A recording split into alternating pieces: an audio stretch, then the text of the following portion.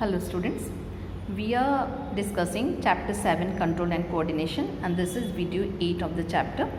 Today we are going to discuss in detail all the functions of the human hormones. These are the human hormones and function of each hormone and which hormones they secrete. What is the function of each hormone today that we are going to see in detail. So write the names of the hormones secreted by endocrine glands in the human body and write the functions of each hormone. First of all, hypothalamus. Hypothalamus is a gland which is situated in the forebrain. That is, it is a part of forebrain. It is located in the forebrain. It produces two types of hormones. One is releasing hormone, another is inhibitory hormones. Actually, hypothalamus controls the function of the pituitary gland. It instructs the pituitary gland to act. So it controls the function of pituitary gland. And by secreting the releasing hormone, it stimulates the pituitary gland to secrete other hormones. So releasing hormone and inhibitory hormone. Let us see the releasing hormone, RH. It stimulates anterior pituitary gland. Pituitary gland is divided into three parts, that is anterior, then posterior and the intermediate lobe. So it stimulates anterior pituitary gland which then secretes specific hormones. Releasing hormone always stimulates the pituitary gland. Thus, hypothalamus controls the pituitary hormones.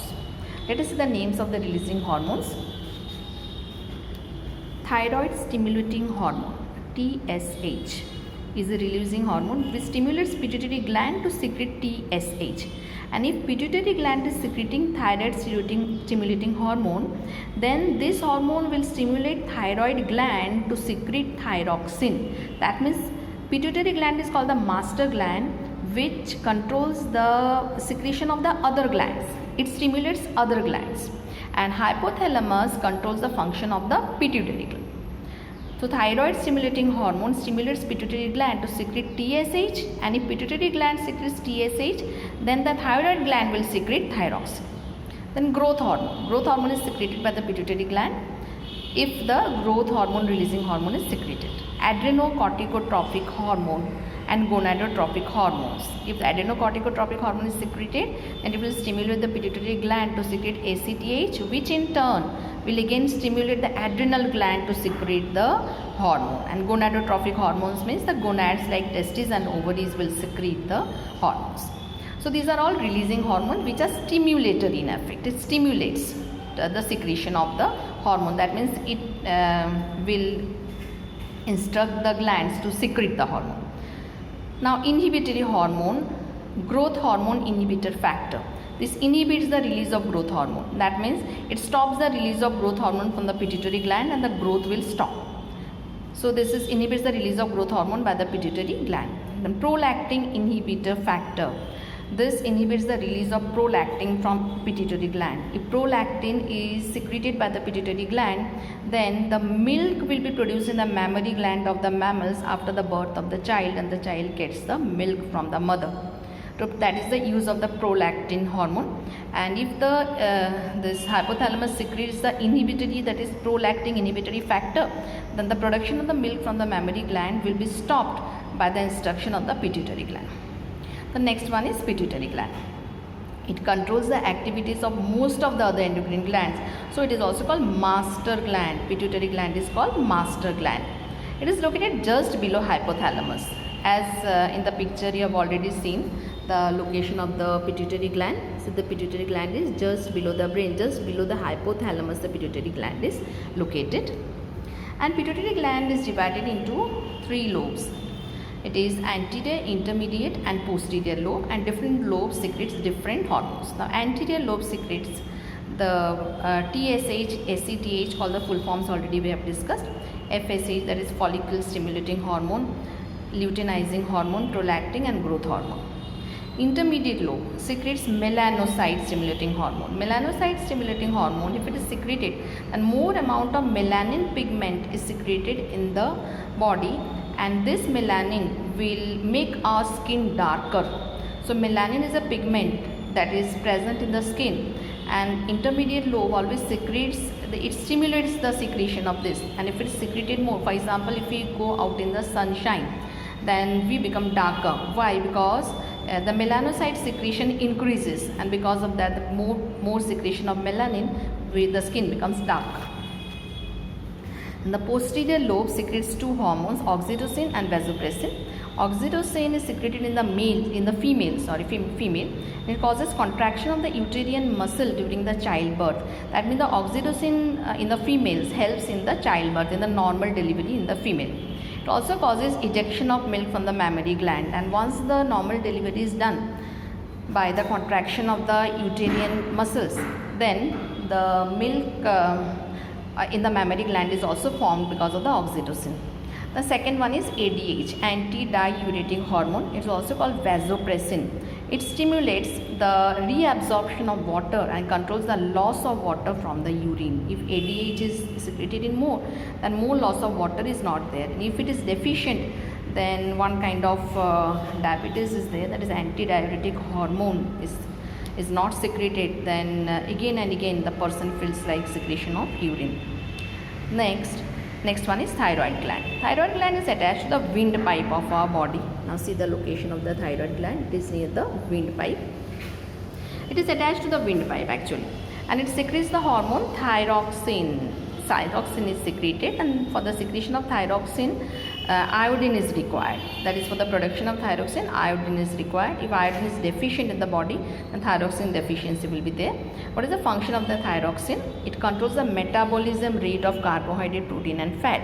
Whatever we eat as carbohydrate, protein and fat, if the thyroid gland is not secreting thyroxine, then no metabolism will be there. Because of that, energy will not be released from this, and we will feel tired all the time. The deficiency of thyroxine results in hypothyroidism, that is enlargement of the thyroid gland, results in a disease called goiter, that is near our throat region. The throat region swells, and the swelling portion, this disease is called goiter, and this can be cured by taking more iodine in the diet. The condition of hyperthyroidism, if more thyroxine is secreted, hypo means less and hyper means if more thyroxine is secreted, then exophthalmic goiter is caused, that is bulging of the eyeball bulges out. Next one is parathyroid gland. There are 4 small glands which is embedded in the thyroid gland. 4 glands are there, and this secretes a hormone called parahormone, and it regulates the calcium and phosphate level in the blood, that is it increases the calcium absorption by the blood. The next one is pancreas. It lies just below the stomach. It is a leaf-like structure just below the stomach. It secretes hormone insulin, which lowers the blood sugar by converting glucose into glycogen. Glycogen is a stored form of energy in our body. If more amount of glucose is there in the blood, then it is converted into glycogen by the insulin. And deficiency of the insulin causes diabetes. Diabetes means when more sugar is found and lot of loss of sugar is there through the urine. Now adrenal. Adrenal are the 2 adrenal glands are located on the top of the 2 kidneys. It is composed of 2 distinct regions. An outer cortex, that is we know kidney has the 2 regions, the outer cortex region and the inner medulla. The outer cortex of the adrenal cortex and the inner adrenal medulla. Adrenal medulla secretes separate hormones and the cortex secretes separate hormones. Now see adrenal medulla, it secretes 3 hormones: mineral corticoid, glucocorticoid and sex corticoids. It regulates the balance of the water and the ions such as Na+, Cl- and K+. That means when the urine is formed, we know that reabsorption is done by the efferent arteriole, reabsorption of the required salts. And if the mineral corticoid is not there, if it is deficient, the reabsorption process is hampered. So imbalance of the water and ions may be there during the urine formation. And glucocorticoid stimulates the metabolism of carbohydrate, proteins and fats, same as that of thyroxine also metabolizes carbohydrate, protein and fat. And sex corticoid is responsible for the secondary sexual character. It controls the secondary sexual characters. Then adrenal medulla. Now cortical, that is adrenal medulla, and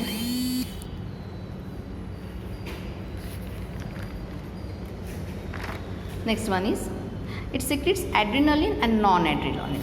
I'm sorry, this one is adrenal outer cortex, that adrenal cortex it's not medulla, it is adrenal cortex. It has 3: mineral corticoid, glucocorticoid and sex corticoid. and this one is adrenal medulla. It secretes adrenaline and non-adrenaline. Two hormones are secreted. One is stimulatory. Adrenaline is stimulatory hormone, non-adrenaline is inhibitory hormone. And both of them together, adrenaline is called fight or flight hormone. Now why it is called fight or flight hormone, that we will be explaining later. Now testes, it is a male reproductive organ. It secretes male sex hormone testosterone. It controls the development of the sex organs, and it also regulates the secondary sexual characters, that is which makes male look like male. For example, growing of the beard, mustache, then broad shoulders, they are the secondary sexual character. It also stimulates testes to produce sperms. Ovaries, it is a pair of female sex organs and it produces two hormones, estrogen and progesterone. Estrogen controls development of the female sex organs and regulates the secondary sexual characters in females, like soft voice, shrillness of the voice increases, mammary gland is developed. These are the signs of the secondary sexual characters. Then progesterone controls the changes in the uterus during menstrual cycles. The menstrual cycle is controlled by progesterone. It also regulates the production of ova, that is ovum. The female egg cell is produced if only the progesterone is secreted. That's all about the hormones today.